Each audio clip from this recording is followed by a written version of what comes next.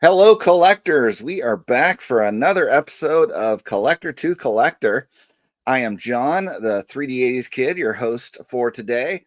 And with me, going back to Nebraska again. And this time we are going to be talking to Drew of Clean Sheep Shots. So stick around and check it out. Welcome to For Collectors.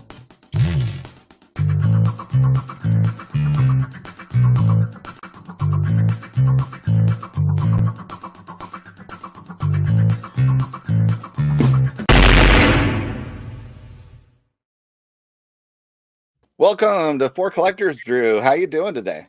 Hey, John, thank you for having me. Oh, it's great to have you. Pleasure to have you. I mean, housemate in the frat house. Yes. Great to get to know you better. And now I get to ask you lots of in-depth questions about your personal life. How you feel about that? We'll see. No, it was a great experience to meet you, John, and everybody else in the old frat house.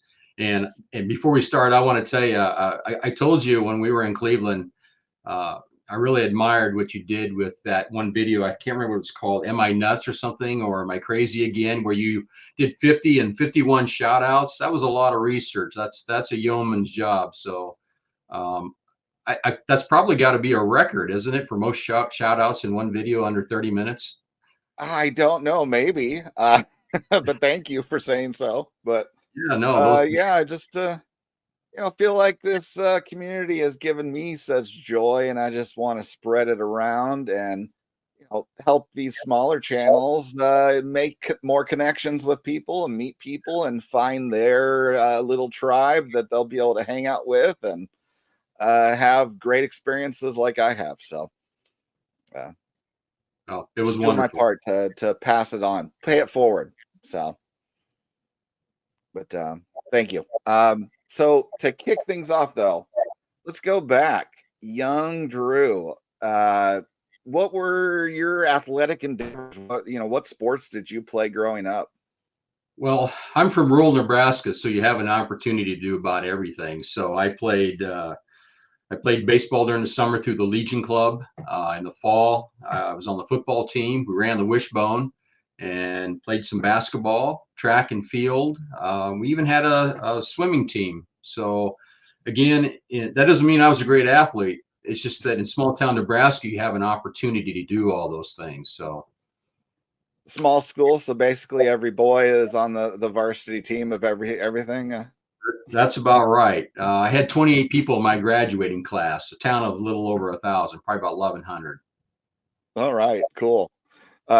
So baseball part of the mix then too for you? Yeah, so yeah, we didn't have high school baseball. What we had was Legion Club. So Okay. yeah, they're the ones that sponsored us, and we didn't play a ton of games. We maybe played, I don't know, 15 games a summer, something like that.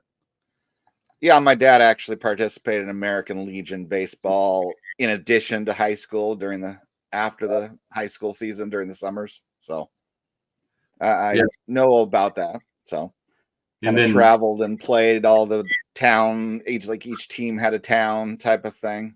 Yeah. yeah, exactly. And then Yeah. after high school, I went to college, and we started a softball team that really evolved into a very competitive softball team. We were playing about 100 to 120 games a season, traveling through the country, and that was a blast. Oh, cool. And And you get then as far as card collecting, baseball cards, when did that all start for you?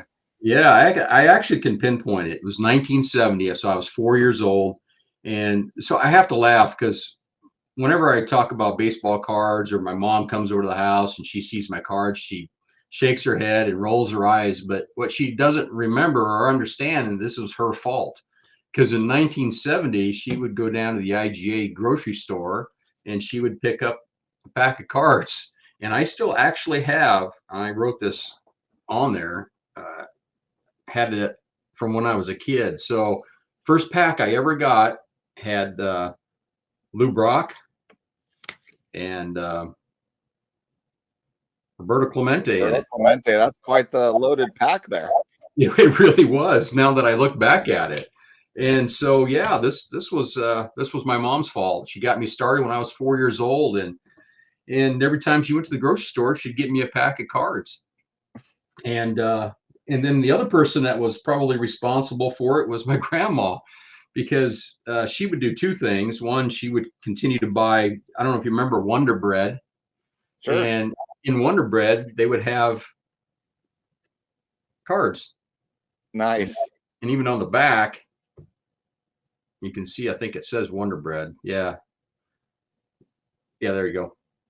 Yeah. So I would eat as much bread over at grandma's house as I possibly could, so she'd go out and buy more. And I think the thing that really got me hooked on cards and on my favorite team, the Oakland Athletics, was the Kellogg's cards. Sweet. So nobody knows this. I don't think my mom's going to watch this, but a couple more of them here for you I brought. So Joe Rudy and Bert Campaneris. But so I ate Frosted Flakes, and I would eat that cereal like it was going out of style. And then I would run over to my grandma's house and I'd say, "Do you have any Frosted Flakes?" She goes, "Oh, didn't you get breakfast?" "Oh no, I didn't get breakfast this morning." She was buying me the boxes of Kellogg's Frosted Flakes, so I was manipulating my mom and my grandma so that I could get more of these. Little scammer, huh? I guess I was hustling. Good stuff. So that's how I got started. And then, did you collect all the way till you finished high school, or what was the story there then? Honestly, I've never taken a break. Now, you have years in which you purchase more and, you have more monetary means to do so. In college, for example, I still collected packs, and opened them up, but, not that many, not that often. And then you get out of college, you start working and, you start to pick up a few more things and then a few more things. And then, John, something happened, and that was called eBay. And so things really changed when that came about. Because growing up in rural Nebraska, all we had was the IGA. You go down and get a pack. That was it. You didn't have card shows. You didn't have card shops. None of that was available. And so I really didn't get to a card show or anything like that until college. And so eBay comes along and I start doing some searching and I'm finding all kinds of things on there that I think I need. So that's not until the late 90s. So Yeah. No, yeah. I hit a few shows, in the early 90s. You remember when they used to have them at malls? Oh yeah. So I went to school at the University of Nebraska, and so I live in Lincoln, and we'd have shows here and there, but nothing, crazy like they do now. They were small.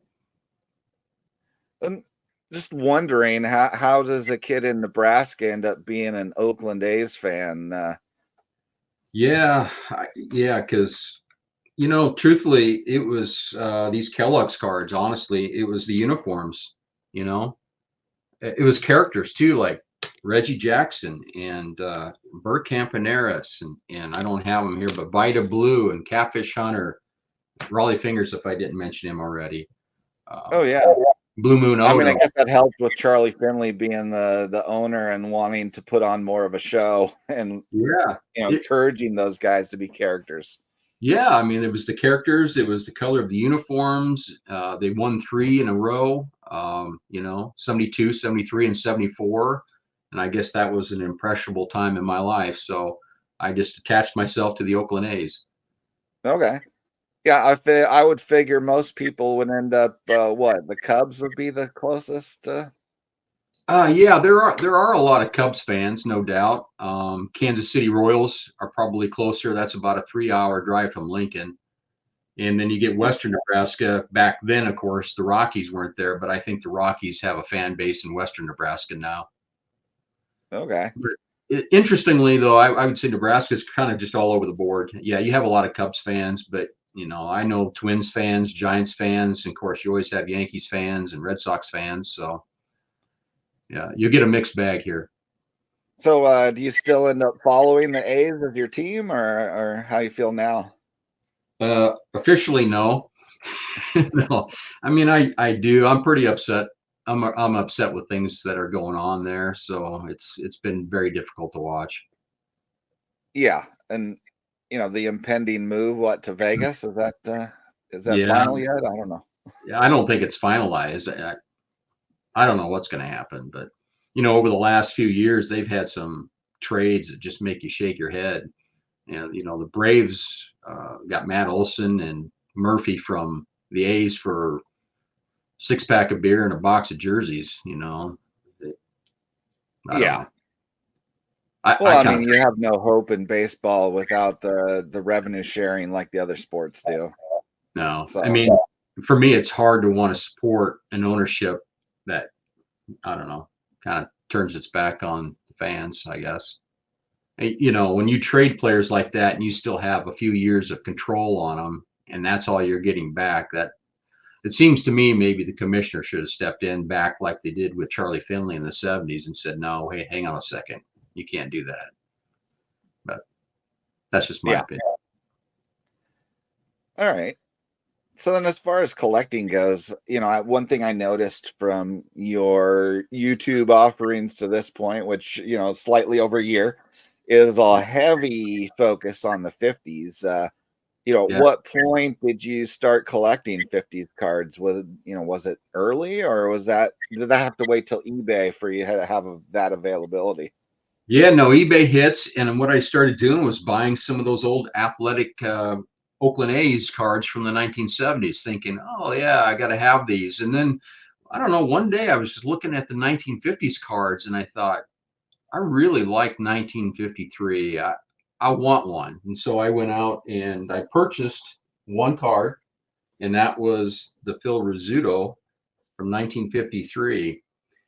And John, don't ask me why I picked this one because I don't like the Yankees, and your sub count's probably going to go down here, but um, I don't know. I did, and so I purchased this card. I fell in love with this design, and I just kept buying them. And then one day I woke up and said, I'm going to get that entire set, and I'm going to get the entire set graded. And so I spent 18 years doing just that, and it was a really very fun endeavor. One thing, being laser focused and collecting just the 53 for that amount of time, and it wasn't entirely that what I was collecting. I was doing some other things too, but was that it kind of limited me in terms of the budget. Well, I couldn't go out and create a variety for my collection. So now I'm trying to spread out a little bit more. And then once the 53 set was completed, I decided I was going to do a 55 and a 56. So I've been buying All graded as well? all graded. Yeah. Wow. I just wanted to do something different. I think there was a lot of ignorance involved, John, because I also told myself I was going to be a PSA 5 or better. What a fool I am. Oh, And geez, you are owned by PSA there, don't you? yes, we got married, and I can't get out of that marriage. So it's been, yeah, no, had I known really what I was getting into and how much it was going to cost, I probably wouldn't have done that. I think I would have still done the graded set. I don't think I would have done a PSA 5 or better. Now, I fell short. I want you to know I fell short on that. For example, was it last year? Let's see if here it is. Last year at the National in Chicago, I had to have this last card to fill out my set. It was bugging me, and that was the 53 Willie Mays, and it's only a 2, as you can see, but I hope to upgrade that at some point, and it's perfectly off-centered. It still looks great, but Yeah, yeah, it's, I mean, that card in a 2 is still cha-ching. So yes, it is. But it's a very crisp card. It's just terribly off-centered. But anyway, yeah, most of them are PSA 5 for me on that set. wow. So we're talking the page and the mantle are in Yeah, that category. yeah, I've got Willie Miranda as a 4.5 for whatever reason. I can't seem to get a 5 in that one. And there's some oddballs. Eddie Matthews is a 4. Let's see. Yeah, I got him sitting right here, but it's still a nice looking, you know, Eddie Matthews, Oh but yeah. nothing wrong with it. But, so yeah, that was my 18 years worth of collecting there. Yeah, you're talking to a guy who collects generally 3 or 4 when it's a card in the 50s. So they look great to me. So, but yeah, is this a case too where they've got like crazy expensive high number commons too, or Yeah, yeah? when you get to Satchel Paige's card, which I think, oh boy, I'm going to embarrass myself. I believe it's card 244. Those are the high number series there, and the commons. And I don't like using that word. If you watch my channel, the non-Hall of Famers are rather expensive. But that brings me to this point, John. It's the cards are great. The cards are absolutely great. But for me, after I started collecting them, I realized how many great stories were embedded in these cards, these guys that graced that set and the 50s. And so I love doing the research and learning about those guys and just discovering just fabulous stories. And it seems like most of those guys served in World War II. They all kind of raised their hand, left their professional careers, and said, "Where do I sign up?" And I admire that. Oh yeah, between World War II or Korea, yeah, Yeah, most of those guys had no choice but to serve. So yeah. One comes to mind is Hank Thompson. I don't know if you're familiar with Hank Thompson or not, but no, he was the third person to break the color barrier, but he fought in the Battle of the Bulge. He was a machine gunner, and after World War II, that really took a toll on his life, and he got into alcohol and he began to spiral down. He ended up killing a guy in a bar. Now that was he was exonerated from that, but it really bothered him, and his life continued to spiral. But in the end, he found himself, and it's just a fabulous story. And so, yeah, those stories are really intriguing to me. nice. And are you continuing to work on full sets then? Yeah. So right now, my plan is on my channel. I'm still focusing a little on the 53, just on the story. So I'm taking 5 cards at a time and telling their background of those individuals, showing the card, of course, but really just talking about the individuals. So as I continue to do that on YouTube, I am purchasing 55 and 56s. Here's a couple of them. Here's a Sandy Koufax rookie card from 1955. And, I just brought a couple of them upstairs. The Ted Williams, I think it's in a Nice. PSA 6. And then, John, when I was with you guys out in Cleveland, I picked up the Roberto Clemente. So I do remember that. That was a beautiful card. thank you. Yeah. Picked up a few odds and ends of 1956 cards as well. So I'll just continue to build that way. Nice. So I guess for you, you really prefer then like the artwork renditions of cards as opposed to the photos then? Yeah. I don't know why, but I do. I do. Yeah, I'm learning a little bit more about the artists. Yeah, like Gary Dvorak. I'm not sure if it's Gary Dvorak or Jerry Dvorak. I'm not sure how you pronounce that, but some of his work, I thought that was interesting. I think he got paid, $25 a piece for each one of these, if you can believe that. And but Gary Dvorak was a cartoonist. He did Casper the Ghost. I believe he did Popeye and probably a few other things that I've kind of forgotten. Oh, it was great artwork on all 3 of those sets. So Well, and in the 1956 design too, I go back and forth between the 56 and the 53. I think they're both wonderful designs. something to me, the 55 with just more of the simplicity, Hmm. it strikes me. So, Yeah, but yeah, beautiful card. So, thank you. um, so beyond just collecting those sets, well, what are your other collecting endeavors that you're working on then? Yeah, just a few things. Well, John, right before we went to the National, there was some talk that we might play catch, right? Sure. Yeah, we never. So then there was this rumor about you, John. So I thought, well, you know what? Safety first, right? So I'm just giving you a hard time, but no, I've collected some of these. I think they're pretty neat. You can kind of see one. I guess it's over here. There. That one. There we go. That one's got a visor on, and I believe it's from the 1940s. And so I don't know exactly when this one was. I don't know. Maybe somebody watching can tell me, but it's not a new one. It belonged to somebody named David Howard. So David, if you're watching and you want your mask back, give me a call. And I do have some old gloves. This is an old Richie Ashburn model glove. And Richie Ashburn didn't grow up too far from me, so I'm kind of always been a fan of his. Nice. The other thing, John, that I collected over the years was actually wax packs. And you were the benefactor of one of those wax packs, if I remember correctly. But yeah, I got to taste the gum. So yes, you did. And there's an awful lot of them that I never opened up. So, John, here's an example of a 1979 tray pack. So never nice. been opened before. And I think it's got, the old locker. I'll turn it this way. Maybe you can see it better. Super sports card locker. But yeah, I have a number of these types of items.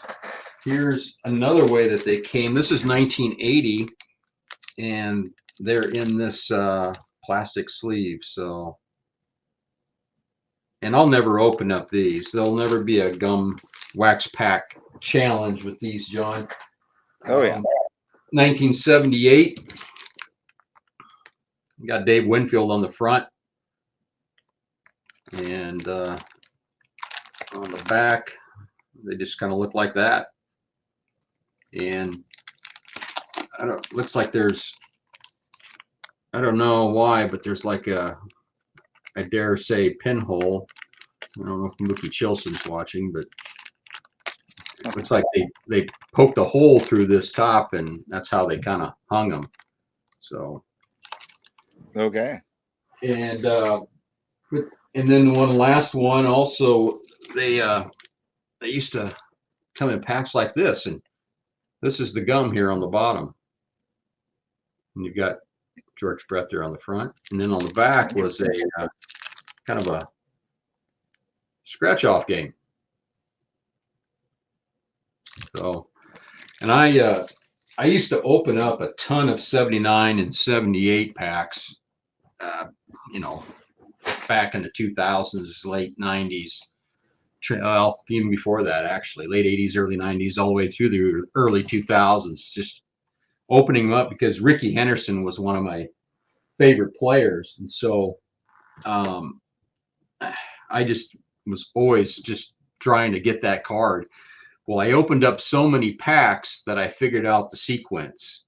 So I knew that if I ever saw a Bobby Grich or a Dan Spillner card, there was going to be a Rickey Henderson in the pack. Now, obviously, you can't do it with the wax packs, but I was doing it with these type, or nice, or they came like this too in 1980. So, yeah. So I was looking. Who needs a CT scanner, right? What's that? Who needs a CT scanner? Right. And so, yeah, I still have the sequence written down. Now, I don't open those packs anymore, but in doing so, I ended up with, I don't know, 10, 12, maybe a dozen Rickey Henderson rookie cards. And I ended up sending them into PSA. And so this one was pack pulled, and it's a PSA 9. So that was a lot of fun. Most of them were 8s. In fact, maybe all of them, but one was 7, I think. I can't remember for sure. I did sell a few of those to help finance the 53 Willie Mays last year, so I don't have as many as I once had. So that Rickey Henderson rookie reminds me of what's that channel where he talks about the the lack of tens, like in that card specifically, being kind of suspicious. Yeah. What are your thoughts on that? Yeah. I don't know what to think. Yeah, there aren't very many of them. I think I looked one time, maybe, I don't know what, maybe 2,000, 2,500. Don't quote me. It was something like that. Not very many. I don't know if PSA is trying to control that population or not. I've heard that before. I don't know Well, he what to does a say. whole statistical analysis of the whole 9-to-10 ratio, and like that one is like the most extreme of any card, just about. So it Yeah. does seem peculiar. Let me just put it that way. Yeah, I would tend to agree with you. So, all right. Great stuff there. You know, outside of baseball cards, anything else that you know fulfills your collecting needs? Well, a couple things. I do collect comics, and so that's an Amazing Spider-Man uh, number 14. I think it was 1963 or 64. That's the very first appearance of the Green Goblin. So I've got a fairly large collection of comic books, and then also I do collect autographed memorabilia, things of that nature. This, Oh yeah, you sent me some pics that I can do screen share right now if you'd like. yeah. Well, and I picked up Ricky Henderson when I was in Cleveland. That was fun. So Yeah, but here we go. Ozzie yeah, Smith. yeah, Ozzie Smith. So I tried to find some in the upper left and right corners there. I tried to find some patches that match the era in which he played. I got a picture of me and Ozzy down there. That's probably sometime in the mid 2000s. What I tried to do is get the player's first tops card and then their last card, and I flip it over there so that you can see all the statistics. And Nice. then So you get the full career stats then on the back of the last card yeah, along with the rookie. That's sweet. yeah, and then just a little, well, it's not really, a plaque that just says, "Hey, Ozzie Smith, Hall of Fame," in whatever year they went in. So, but All right. those kind of decorate my basement. Nice. And then Yogi there. Got your Yeah, picture with him there too. yep, yeah, that's Yogi. That is not a real 52 Yogi Berra. It was a reprint of some kind that I used. I Oh, didn't I want was wondering if it was the Yogi that was in your video where you cracked it out of the slab. That was to. what, GAI? Yeah, no, actually, it's not. It's not that one. It's a different one. So, yeah, So you Yogi. I guys met. sent that one to PSA, I'm guessing. Yeah, well, I did. I sent it to PSA, and it came back as I can't remember. It was altered or trimmed or something like that. So then I sent it into SGC, and they gave me a thumbs up. Okay. So yeah, that picture was taken in Cooperstown. I went out there. That was the year that Jim Rice and Ricky Henderson um, made the Hall of Fame. Nice. You were there for Ricky Yeah, getting in, huh? yeah. I don't know if you've ever been to Cooperstown during induction weekend. I'm not sure exactly what they call it, but it's a blast. All the Hall of Famers are up and down the sidewalk. They're just sitting on card tables, and um, yeah, it's just kind of neat to see. Nice. I've never been there ever at this point, so Yeah, but, it's cool. And Gail Sayers. yeah, yeah. Sorry for the reflection there. Yeah, Gale Sayers. That was the first one I did, so I never did get a second card and flip it. No, I did get a second card. I styled it a little differently, I guess. But Well, we're missing the photo of you with Gail is what we're missing on this one. yeah, that was the first one that I ever did, and I got pictures of him autographing the jersey, but I didn't have the foresight to get a picture with him. So I kind of messed that up. But Gale Sayers was from Omaha, and being a Nebraska guy, I want to try to get his autograph on a jersey. So, But nice. All right. And then we've got Nolan Ryan. yeah, Nolan Ryan and Ricky Henderson were my guys. So, yeah, I was real fortunate to get to meet him. I met him a couple times down in Houston. So, and I had to pick the obnoxious jersey from the Oh, I always 80s. love those bright orange ones. Those are great. Yeah, it's so different. So I went with that one. But it was a pleasure to meet him. He was quite a gentleman. Nice. And then, yeah, you even got the rookie card in there. Yeah. So I've got a number of other jerseys, but I just haven't taken the time to get them framed up yet. Ricky Henderson being one, Stan Musial being another. I got a Vita Blue. I was a big Vita Blue guy. And I've got a couple football jerseys like Amon Green. I don't know if you remember him. I think he played for Seattle. Yeah, For Seahawks. He was a Nebraska Cornhusker guy. Was a freshman on the last year of my college playing college football when my school, University Pacific, was a 73-point underdog in that early part of the year game. Yeah, did I we think cover? we beat the spread by was like 77-14 or something.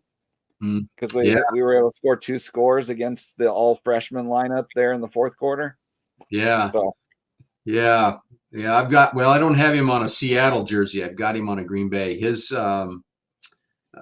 family member was an intern of mine, so I was able to procure a jersey. So, yeah, that was a proud moment for my school's football team there, beating the spread when they had Lawrence Phillips was the senior stud, and Mon Green was the stud freshman. So yeah, we had a pretty good stable of running backs back then. I mean, there was 2 or 3 more that were very good. And Corey Schlesinger was one of the fullbacks. The Macavickas, the 2 brothers, they were fullbacks. They were both. I know Schlesinger played for the Detroit Lions for a long time. Oh yeah, well, Tom Osborne years, that was, they were a running back factory for the NFL out of Nebraska. So yeah, we had Roger Craig and Mike Rozier. So yeah, we had a few. Yeah. That was better times, that's for sure. Oh yeah. Was Craig James wasn't out of Nebraska, was he? No, he was with Eric Dickerson down at SMU. Okay, that's why I got confused on that one. Okay. Yeah, that school got the death penalty. You remember that? They had to just their cheating was too much out in the open compared to the other schools. Fair enough. Fair enough. They weren't good at cheating. Yeah, their boosters didn't know that you're supposed to keep all that stuff hidden. That's right. But all right, so you're gonna have some really awesome displays to build there. You got some work to do, huh? I do. I do have a display similar to what you have in the background of yours that I rotate in and out. It's down in my basement. I didn't take a picture of that, but I rotate my 53 Hall of Famers, my 55 Hall of Famers.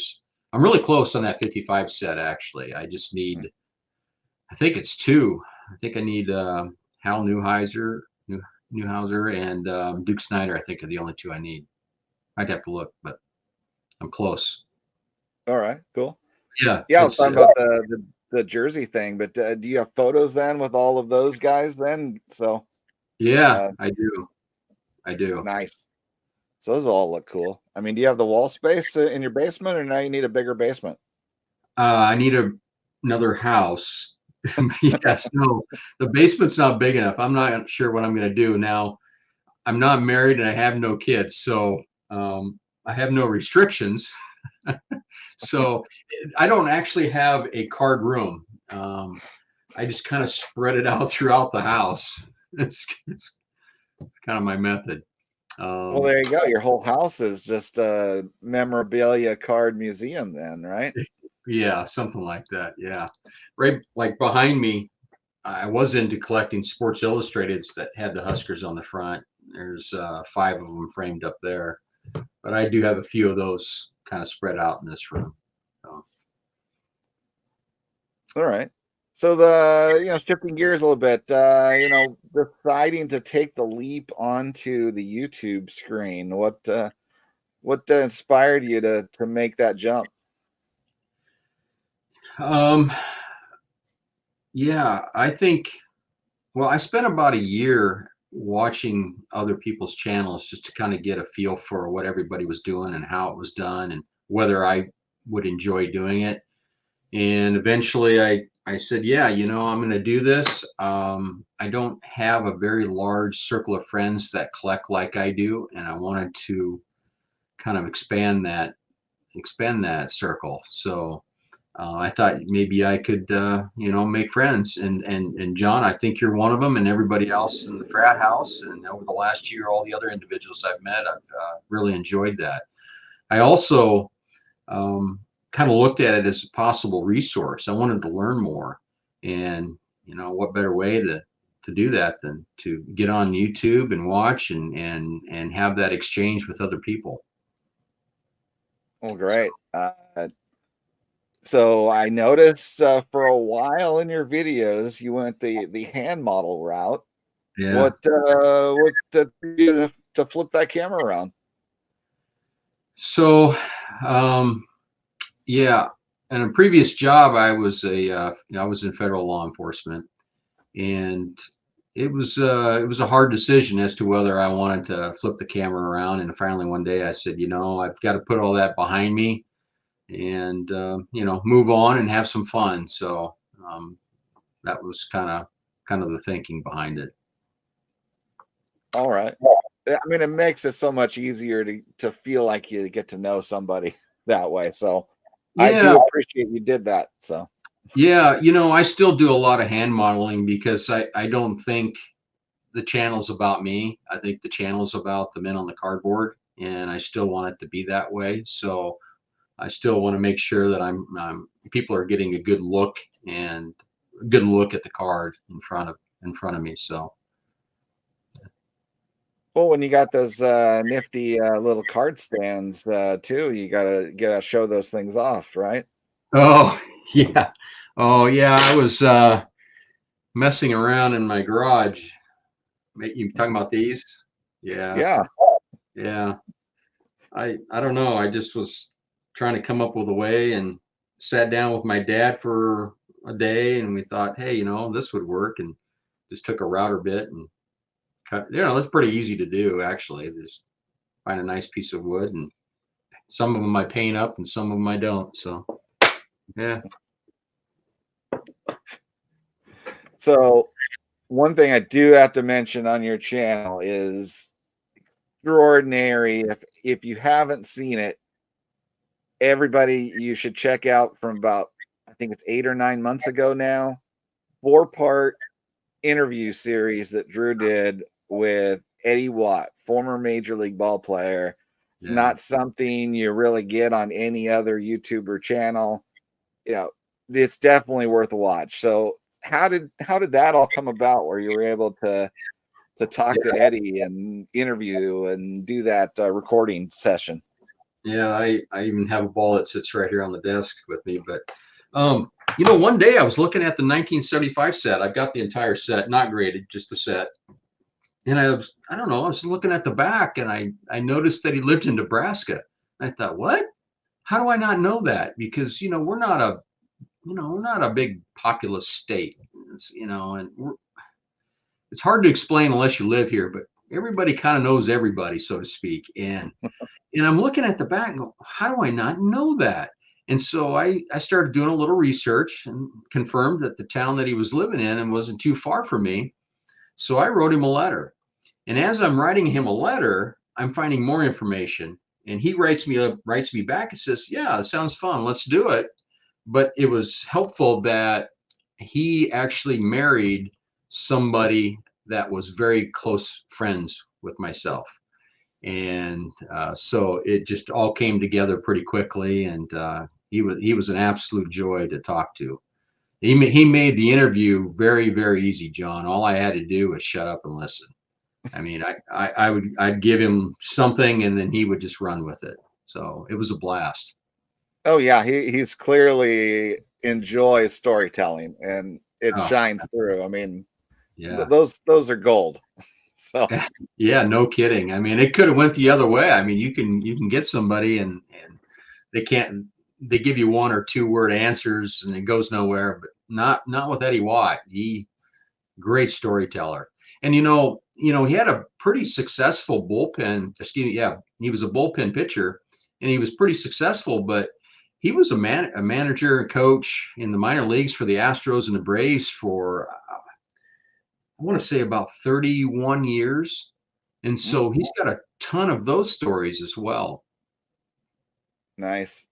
But yeah, those 70s Orioles with Earl Weaver, those were a lot of good teams there. So Well, yeah, he was in 4 World Series. They were in 4 World Series when he was with the Baltimore Orioles. Now they won 2 of those and lost 2. They lost to the Miracle Mets in '69, and he talked about that a little bit. They kind of underestimated the Mets, I think, a little bit in that series. But they he did also have some with good the ball players. 71 Pirates, is that what was that? Yes, Yeah. yeah, yeah, yeah. But the Mets did have some good players. They had Tom Seaver, Cleo Oh yeah. Jones. Cleo Jones was a good ball player, and I guess Nolan Ryan was on that squad too. Yeah, I didn't do a heck of a lot for him, but he was there. Yeah, he was there. All right. So yeah, if anyone has not watched those, I highly recommend going back in Drew's catalog there. I think they're 8 or 9 months ago. Four parts interview with Eddie Watt. It's worth a watch. So Yeah, I appreciate that, John. I kind of kicked myself because I, he came in the door and he just started telling stories, and I'm thinking, wait, hold on a second, big fella, I don't have this thing recording gotta yet. turn the camera on first. I got to get you sat down with a cup of coffee and a cookie so we can get going here. And then I'm thinking in my head, I didn't have a clock, but in my head, I'm thinking we're over an hour. I think we're about an hour and a half. I better wrap this up. I've asked quite a bit of him today. So we wrap it up, and then he talks for another hour. And so I'm like, doggone it, I didn't have that recording. But I'm hoping, and it sounds like we might be able to work it out where I go back and we sit down for another round again. If nothing else, just for myself, because I absolutely enjoy those old stories. Cool. Yeah, that'd be good. Yeah, I look forward to seeing it if you do. So, but in addition to that, I gotta love your cameos on Mac Wax Stacks. Yes. So, you want to explain what's going on there with you and BK? Yeah, BK Mac Wax Stacks. He was born and bred in Nebraska. In fact, we were born in the same hospital. We found out, and he has some family that grew up not too far from me. In fact, he lived not far from me when he was young, and we just connected over that pretty quickly. And when he started doing the card desk, I don't know if you guys have seen that, where he's got the camera and he turns this way, and then the camera's over here. I got to thinking, I want to be his roving reporter, and so I reached out to him with some ideas, and one of them was this Mookie Chilson guy. I Shady heard character, some I hear. shady character, John. Yeah, I'm a little uncomfortable talking about it. Makes my skin crawl, but there's some rumor out there that old Mookie Chilson from New Jersey he's the one putting the pinholes in his cards. And so the CFBI, that's the Card Farmers Bureau of Investigations, is taking a close look at that situation. And we had an opportunity to interview him in Cleveland. And it was a very short interview, but at least we got to talk to him for a minute. But we've got some other things that we're working on that we hope to put out. The summer's kind of busy for BK, and as it is for myself. So hopefully we'll do some more fun stuff in the fall. But with regard to Mookie, it's not over. This is an ongoing investigation, and John and I actually can't comment any further on it. All right. Well, hopefully we get to the root of that corruption and we eliminate it from this hobby. So Yeah, we can't have that. Crimes against the hobby need to stop today. clearly, yeah. But yeah, I look forward to your continued appearances there on Mac Wax Stacks. he does like to have fun with his video productions. So He does. He's good at it, as you are, John. Both of you guys are very similar in that. I envy your guys' editing skills. well, thank you. But yeah, part of it comes from being a little obsessive about perfecting things. So I understand that. sure. But all right. Any upcoming news or plans you got for your own channel that we should be looking forward to? Actually, I'm not. It takes me a long time to edit, but I was just at the Polo Grounds last weekend, and so I did a little thing there, and I hope to put that together and just talk about Bobby Thompson and shot heard around the world. So Nice. and also, so Bobby Thompson was from Staten Island, so he's a New York City guy. And so I went to the high school and to the ball field that has been dedicated to him. And I'm going to do a little bio on Bobby Thompson as well, along with another guy named Harry Majewski. I don't think I have his card here, but he's featured on the 1952 top set. So, but yeah, just things like that. Also, I drove up to not too far from here, Wahoo, Nebraska, where Sam Crawford is from, and they have a field dedicated to him. And so I did a little video there. I happen to be a drone pilot, so I'm going to start using more drone footage in my videos. I think that'd be kind of fun, something different. Nice. So, It's on location thing. It's like you're gonna take the reins from Hugo there, aren't you? Huh? Hugo's the king. I'm just just doing my thing, but Hugo does a great job with it. It's a lot of fun.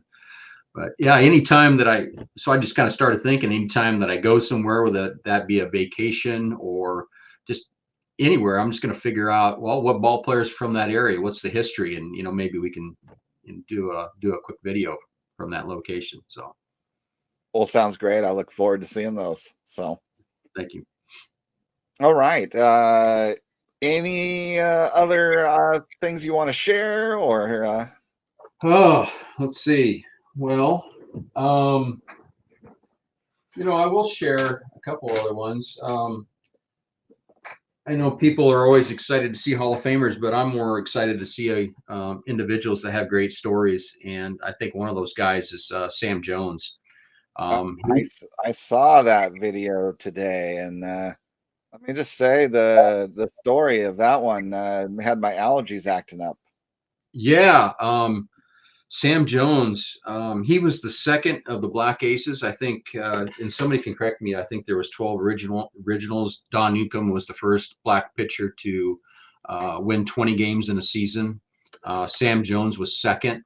And Sam Jones gave that ball to a little 11-year-old boy named Johnny Bushman, who had polio and wore braces and had a difficult time at the stadium making his way through the crowd to get to Willie Mays. And Sam Jones noticed that and befriended the young man and would visit him in the hospital during all those operations and would take all the kids, hats and things of that nature. So that friendship with 11-year-old Johnny Bushman would be a lifelong relationship.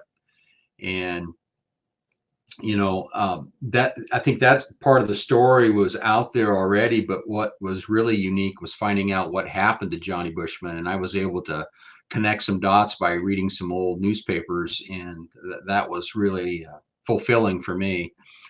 Just to finish the story, Sam Jones, while pitching, did have cancer. It was in his neck region.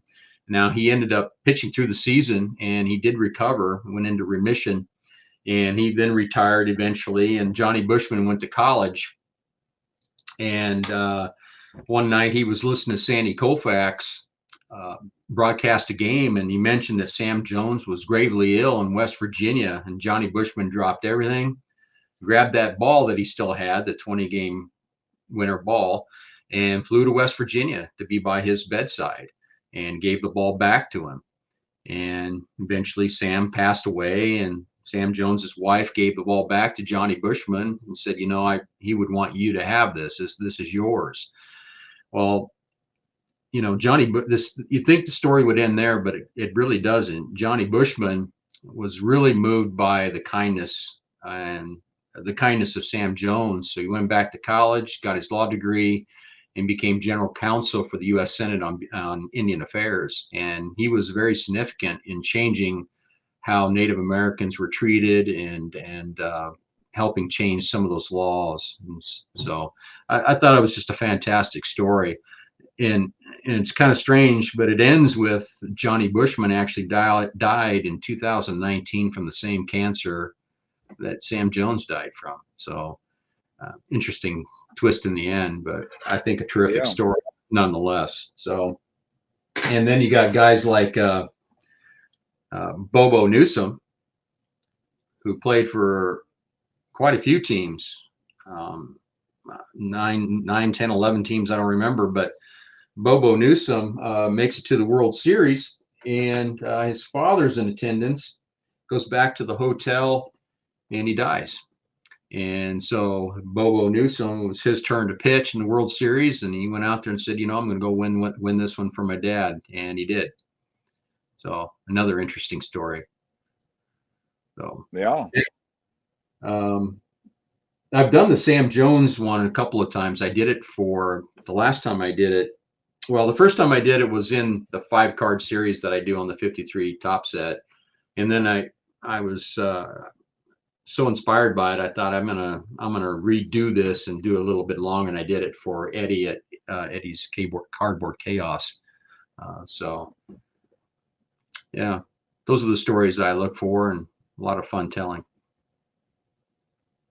Oh, I definitely enjoyed seeing that video. So I appreciate it. Great stuff.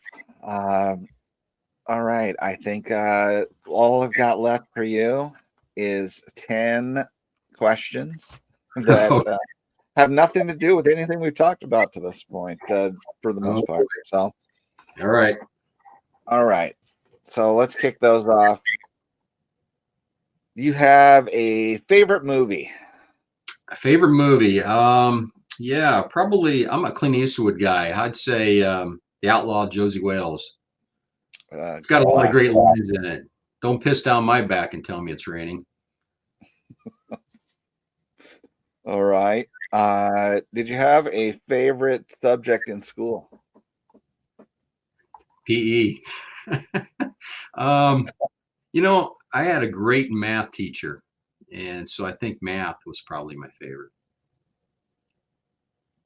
All right. Do you have a favorite food? Oh yeah, steak. We come from beef country, so absolutely steak. Ribeye. Oh, yeah. Good ribeye. You can't beat a good ribeye, John. All right. What did you want to be when you grew up? Wide receiver for the Minnesota Vikings. It didn't work out. All right. I assume that was your position, at least in high school, or? Yeah, I was a receiver, and the Minnesota Vikings were my football team. So, Fran Tarkenton at that point, Purple People Eaters, yeah. Yeah, they had some players. Mick Tingelhoff at center. Yeah, Paul Krause, Ron Yeri, Matt Blair, Jim Marshall, Carl Eller, Alan Page, the Honorable Alan Page. He went on to be a judge. Yeah, 4 Super Bowl appearances, and fortunately it worked out as well for them as it did for the Bills. Yeah, indeed. No, there was a lot of good players. Ron Yeri, Chuck Foreman. I actually have had the opportunity to meet Chuck Foreman's son, Jay, who played for Nebraska. So it's been fun hearing some. Yeah. Who is the most famous person you've ever encountered in real life? Well, let's see. I've met a lot of athletes. We won't count them. How about John McCain, Beyonce, Dick Clark, and Joe Walsh? Those were interesting. Well, I think for the younger crowd, Beyonce would be the top one on that list, right? Let's do with Beyonce. Yeah. But yeah, Dick Clark, that's big time. I mean, for so long, many years. I mean, Oh yeah, yeah. American Bandstand. Remember? oh yeah, that was It's got still a great. on when I was a kid. Yeah. Do you remember when they used to interview the kids that were dancing? Well, why did you like the song? Well, they'd say it had a great beat and it was easy to dance to. That was always the standard line. Pretty much. Yeah. There wasn't a real depth on that program, was there? No. Well, that leads right in. Speaking of music, do you have a favorite song? Well, the Eagles are my favorite band, so I would say maybe Take It Easy or Lion Eyes. I could go either way. Both great ones. All right. So excluding the standard pet, cat, dog, let's chop those off your list. You have a favorite animal? Yeah, that's easy. Cattle again. We talked about ribeyes. It's all about Yeah, the stomach, huh? it really is. I come from cattle country, John. All right. So if you had the ability to pick any person in history and have their knowledge and abilities be able to do what they could do for one day, who would you want to switch lives with? Well, that's a tough one.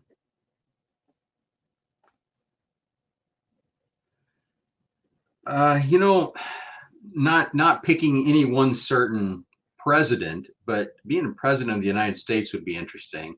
I think I would be down in the basement opening up the classified files. That's exactly where my mind went. I want to read the Secret President's book Let's that there see. supposedly is, right? Where's the Kennedy file at, Exactly. Yeah, that I Yeah, think what's the truth about the grassy knoll, huh? yeah, I think I'd be in that basement for a day. You wouldn't see me. I think I'd be down there reading the classified files. Just to satisfy your own curiosity, even if you can't tell anybody because you'll probably get killed, right? No, Yeah, but at least I would know. exactly. All right. So we'll bring our last question, number 10 here, to tie back in with your collecting. Okay. So you have to start all over again, collecting one set. You can't pick 53, 55, or 56. Okay. What would be your set? Be the set. Yeah, what would be the set that you would choose then? If you can't pick any of right now, your three favorites. Yeah, I can't pick any of my three favorites, huh? I'm over here staring at my 1980 Ricky Henderson. I just, I love that set, so I think I would go with 1980. I know it's not very exciting, but if I could only have one, I've got to have Ricky Henderson. So I think I'd pick that set. All right, it's a totally valid answer. So, all right, so that wraps things up for me. Any last thoughts or comments for the folks at home, Drew? It was a difficult decision for me to come on YouTube. So if anybody's watching this and they haven't started a channel, just hit that. You've heard it before. Hit that record button and have some fun. Yeah, unless you're Christopher Missouri and then you hit the play button somehow. Just press play, right? Yeah, we all have our challenges, John. Sure, we do. All right. Well, thanks, Drew, so much. It's always fun to talk to you. And everybody, you gotta subscribe to Clean Cheap Shots. You gotta check out the Eddie White interview if you haven't seen it, or all of his other appearances. Check him out on Mac Wax Stacks when he does those special CFBI appearances. Lots of good stuff. But everybody, thank you for watching. We'll see you next time on For Collectors. Welcome to For Collectors.